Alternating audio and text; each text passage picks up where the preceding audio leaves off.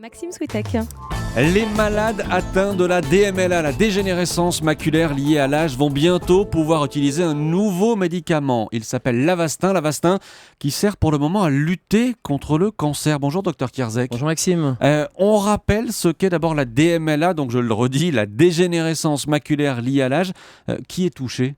C'est toujours des mots compliqués en médecine. La DMLA, c'est lié à l'âge. Donc c'est plutôt des gens dans une deuxième partie de vie. Ce sont des individus de plus de 55 ans qui sont atteints au niveau de cette petite zone de la rétine. Vous savez, la rétine, c'est ce qui permet de voir correctement, d'avoir une bonne acuité visuelle. C'est à l'arrière de l'œil. Et c'est cette zone-là qui se détériore avec l'âge et qui se détériore dans deux formes. Il y a une forme sèche et puis il y a une forme où il y a des nouveaux vaisseaux qui vont apparaître. Et c'est cette forme dite exsudative qui touche les individus de plus de 55 ans et qui va provoquer exsudative, c'est-à-dire que c'est un peu sointant, il y a des petits vaisseaux, il y a des nouveaux vaisseaux qui se forment et ce sont ces nouveaux vaisseaux qu'il va falloir bloquer avec les traitements. Alors quels sont les symptômes ? Alors les symptômes, au début il n'y a pas de symptômes, c'est asymptomatique, d'où l'intérêt de contrôle régulier chez l'ophtalmologiste. Et puis après vous allez avoir une baisse de l'acuité visuelle qui est de près et de loin. Donc vous savez, il y a certaines pathologies ophtalmologiques où c'est soit la vision de près, soit la vision de loin qui est atteinte. Là ce sont les deux types de vision. Et puis il y a une diminution de la sensibilité au contraste, comme si vous aviez un peu l'impression que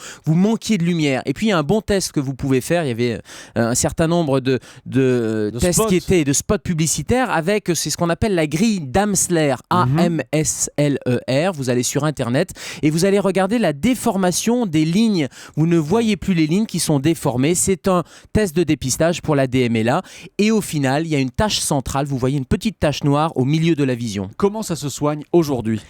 Alors, la forme sèche, il n'y a pas de traitement particulier, mais il n'y a pas d'évolution. Par contre, la forme humide, la forme avec ces nouveaux vaisseaux, on est capable, grâce aux nouveaux médicaments, de bloquer la prolifération des vaisseaux en injectant des médicaments. Il y a 4 molécules qui sont disponibles. Et puis, dans certaines autres formes, vous avez la photocoagulation au laser et les ophtalmologistes peuvent aller bloquer là aussi avec un laser la prolifération des vaisseaux. Alors, l'Agence nationale de sécurité du médicament va autoriser l'utilisation de l'Avastin pour soigner la DMLA. Quels seront les avantages par rapport aux médicaments qui existent déjà aujourd'hui ? Alors l'avantage, il est essentiellement économique. Quand je vous disais qu'il y a 4 molécules ou 4 médicaments, c'est pas tout à fait exact. Il y en a 3 plus 1, ce fameux Avastin qui était actuellement disponible pour une autre indication, puisque c'était un traitement qui était utilisé dans le cancer du côlon.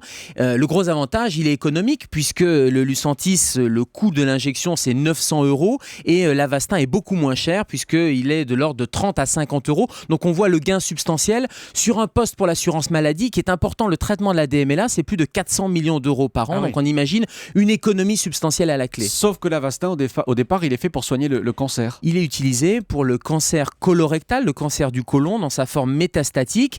Donc c'est un détournement de son utilisation, j'allais dire. Et il n'y a pas de risque ? Et puis surtout, il est utilisé en intraveineux et pas dans l'œil. Donc c'est aussi un détournement de l'endroit où on va l'injecter. Donc c'est pour ça que l'Agence de sécurité sanitaire, la NSM, propose cette autorisation temporaire pour pouvoir évaluer justement les risques et vérifier par un suivi régulier qu'il n'y ait pas de complications particulières. On va évaluer l'Avastin. Merci beaucoup. C'était la question santé d'Europe 1 avec le docteur Kierzek. Merci Gérald et à demain. Merci Maxime. C'était la question santé d'Europe 1.